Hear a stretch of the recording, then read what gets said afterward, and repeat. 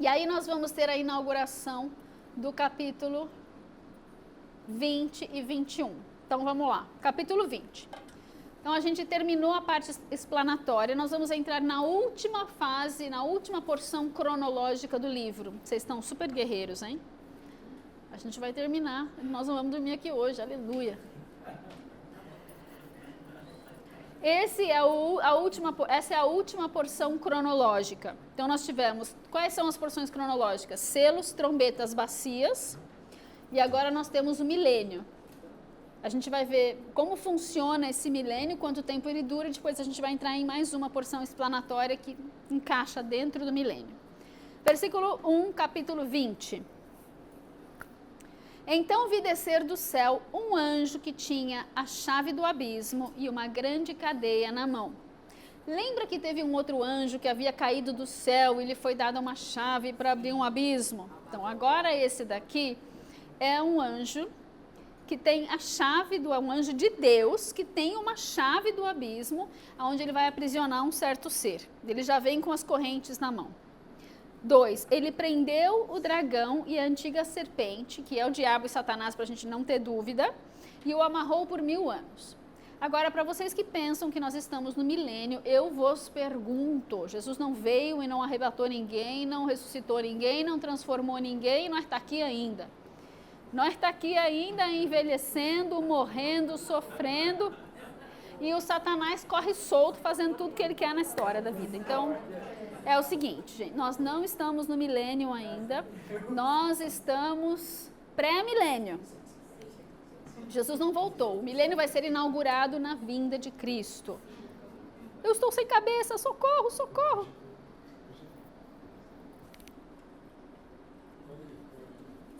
Estou sem cabeça, SOS.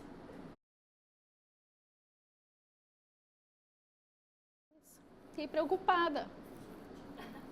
Desculpa, voltando. Estou me descontraindo para aguentar mais 3 capítulos. Ele chega com a chave do abismo e uma grande cadeia na mão, versículo 2, ele prendeu o dragão, a antiga serpente, o diabo, Satanás, e o amarrou por 1000 anos. E lançou-o no abismo, ali o encerrou e selou sobre ele, para que não enganasse mais as nações. Então, se ele continua nos enganando, ele não está preso. Ele não vai mais enganar as nações por 1000 anos, até acabar os 1000 anos. E os 1000 anos que por enquanto já duraram 2000, né, se fosse o caso. Então, 1000 anos na palavra, a gente é 1000 anos. Ah, não, é um dia. Ó, Jesus da glória, tem misericórdia da minha vida. Depois disso, é necessário que seja solto por um pouco de tempo. Ah, vai ver, eles já estão na parte que ele foi solto, pode ser, né? Gente, doutrina a gente não discute, só lamenta. Eles podem lamentar da minha também. Lançou-o no abismo, ali o encerrou. Já foi. 4. Ou seja, ele vai ficar preso por 1000 anos e depois, no finzinho, ele vai ter uma soltura de novo. De novo, não, vai ter uma soltura. O que mais acontece nesse início de reinado, de governo de Cristo sobre a terra? João vê também tronos, e aos que se assentaram sobre eles foi-lhes dado o poder de julgar, e vi as almas daqueles que foram degolados por causa do testemunho de Jesus e pela palavra de Deus. De novo a nossa frase reincidente aqui. E não adoraram a besta, nem a sua imagem, e nem receberam o sinal na testa e nem nas mãos.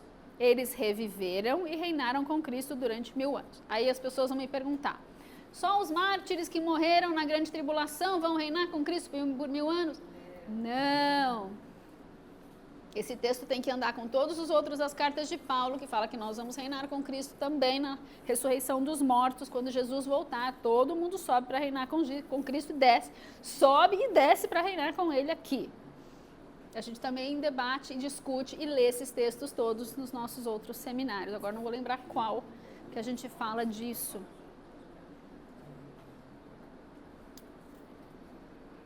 Tentei, mas não lembrei. Os outros mortos, porém, não reviveram até que os 1000 anos se completassem. Essa é a primeira ressurreição. Mas está falando aqui que os outros... Calma, está falando de quem não está em Cristo. Os outros mortos que não estão em Cristo não reviveram até que se completassem os 1000 anos. Versículo 6, tem que continuar até o fim para entender. Bem-aventurado e santo aquele que tem parte na primeira ressurreição. Sobre eles não tem o poder, não tem poder a segunda morte, mas serão sacerdotes de Deus e de Cristo e reinarão com ele durante 1000 anos. Então, todos os que passaram pela primeira ressurreição, que são todos os santos que estão sobre a terra quando Jesus voltar, que estiverem firmes com ele, todos serão transformados ou ressuscitarão e todos vão reinar com ele por esses 1000 anos. E sobre eles não tem poder a segunda morte. Que morte é essa? A primeira morte é a morte que a gente sofre aqui no corpo. Aí a gente vai ou para o Hades ou para o paraíso. Se tem a Cristo, para o paraíso. Se não tem a Cristo, para o Hades. Essa é a primeira morte. A segunda morte é depois do grande trono branco do juízo. Os que não ressuscitaram na primeira ressurreição vão para o lago de fogo. Versículo 7. Chegamos no finzinho do milênio aqui. Quando se completarem os 1000 anos, Satanás será solto da sua prisão e sairá para enganar as nações que estão nos 4 cantos da terra, Gog e Magog, cujo número é como a areia do mar, a fim de ajuntá-las para a batalha. Então, assim como foi na batalha de Gog e Magog, que vai terminar no Armagedon, nesses últimos tempos nós teremos uma coisa semelhante, as nações se reunindo novamente para batalharem contra o Cordeiro. 9. E subiram sobre a largura da terra e cercaram o arraial dos santos e a cidade querida. Então, olha, eles vão tentar. Vai ter muita gente que não está feliz depois de 1000 anos com o governo de um só rei. Porque eles não querem a glória de Deus, não querem a bondade de Deus, não querem a justiça de Deus, querem pecar e num governo com vara de ferro não vai ter jeito. Ou você entra nos eixos, ou você entra nos eixos.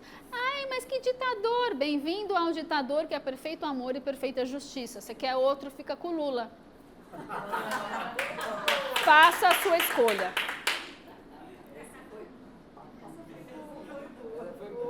Pelo menos a gente tem uma escolha melhor que é Jesus, né? Perfeito, glorioso, bom, amado, amável. Então vai ter muita gente insatisfeita. Quando Satanás for solto, ele vai arrebanhar muita gente para uma batalha. E subirão, mas, gente, vai ter batalha?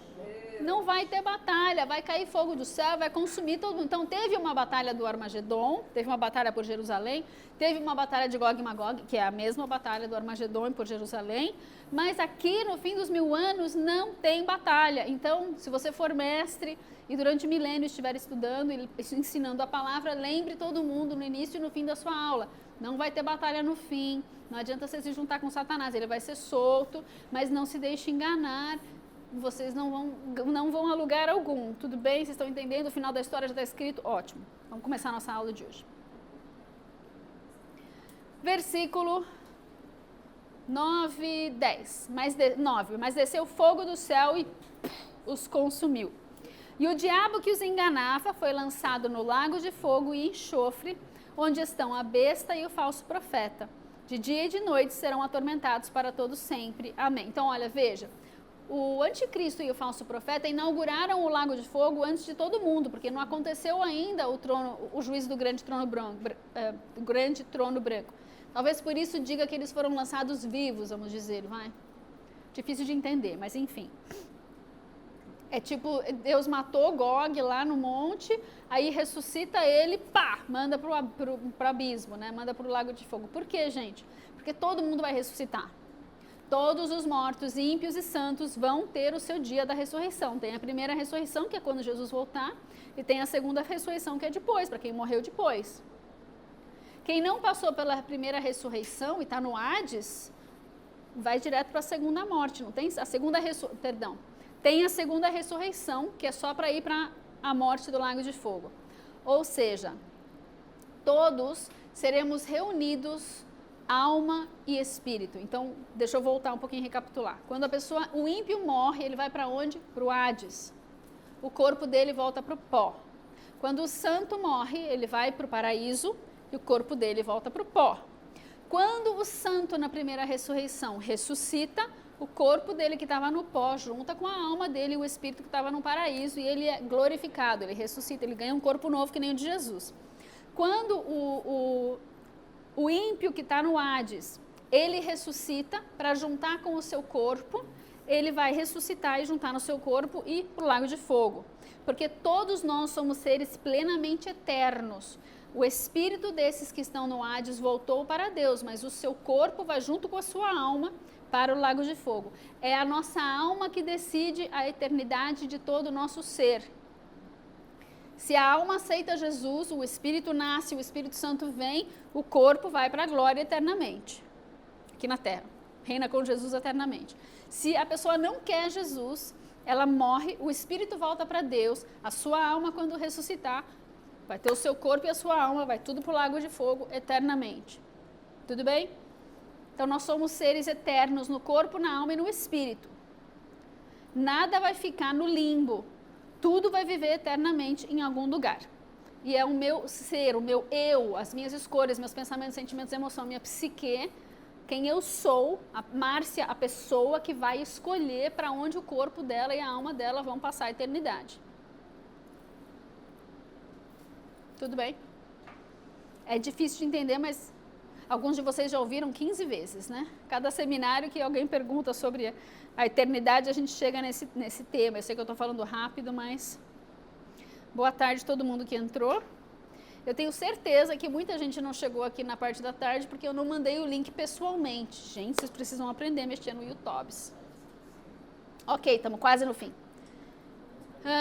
Desceu fogo do céu e os consumiu, versículo 10. E o diabo que os enganava foi lançado no lago de fogo e enxofre, onde estão a besta, o anticristo e o falso profeta.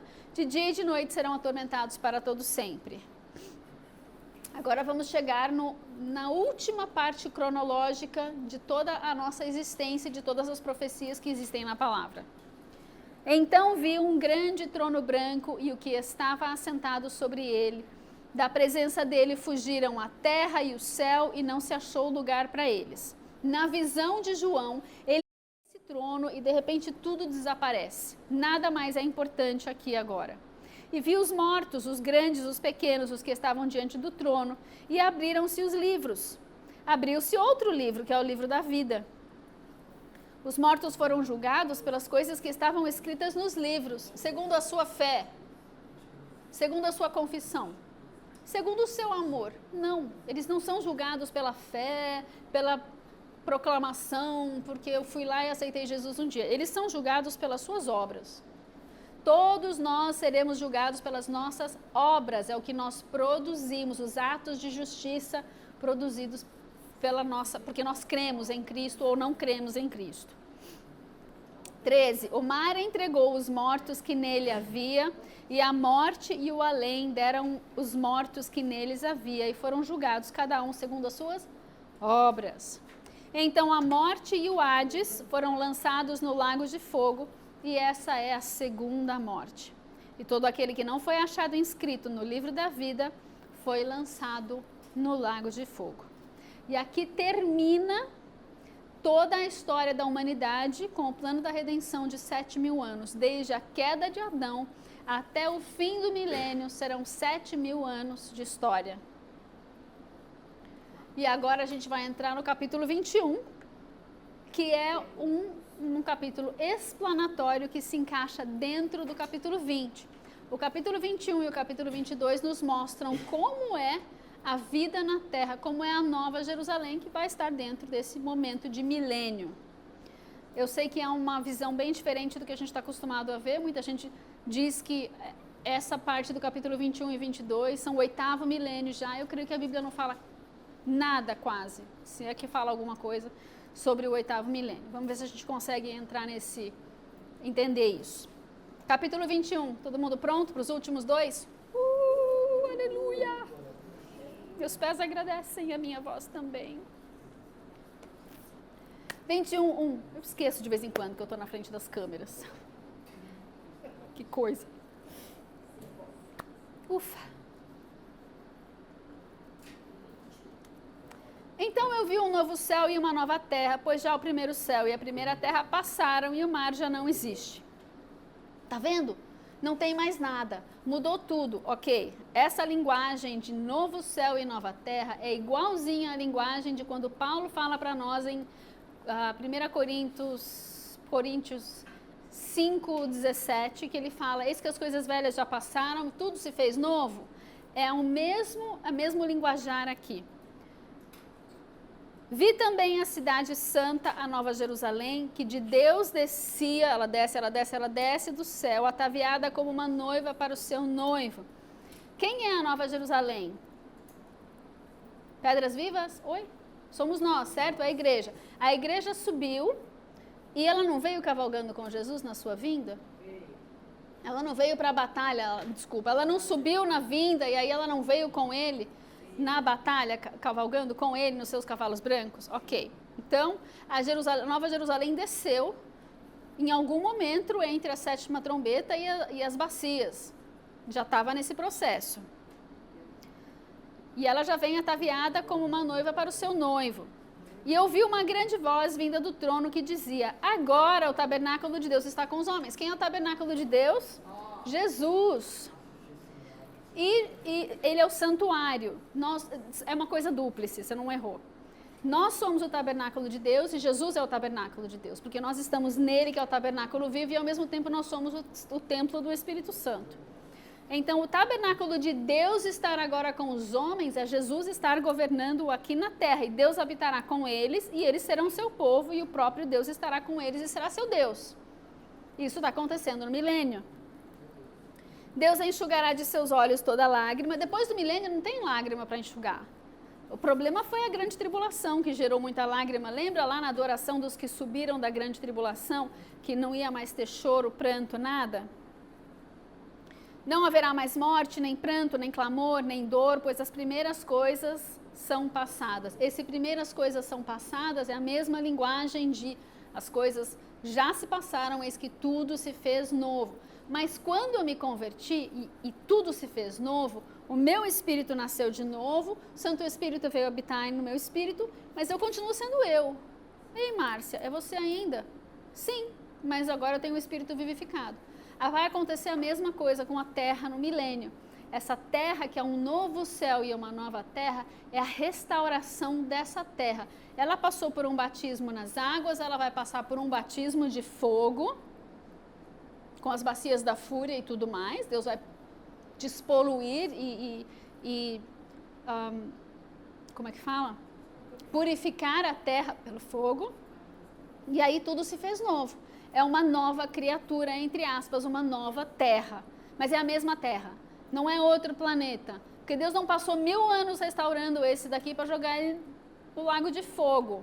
Né? Satanás não leva nenhum prêmio com ele. Ele veio corromper este planeta, mas não se esqueçam que esse planeta é o útero de Deus. Esse planeta saiu de dentro de Deus. Deus abre a boca, sai Jesus.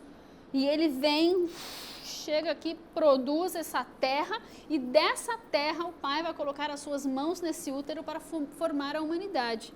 Então Satanás não leva nada com ele, não leva nenhum prêmio de consolação, nada, só quem quer ir com ele mesmo por livre-arbítrio, livre e espontânea vontade. E a terra não será destruída e eliminada, ela será destruída para ser restaurada. Disse-me mais. Olha o meu link do Está Feito que a gente viu lá atrás no capítulo 19.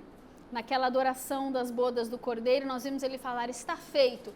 E nós vimos lá em Apocalipse 16 também, um lugar que ele fala está feito, gnomai. E ele vai repetir isso aqui agora. Disse-me mais, está feito. Eu sou o alfa e o ômega, o princípio e o fim. A quem tiver sede, de graça lhe darei da fonte da água da vida. Amém? Então, a gente tem muito mais evidências para explorar do que isso, mas creio que esse momento, a Nova Jerusalém, ela está inserida dentro do contexto do capítulo 20 do milênio.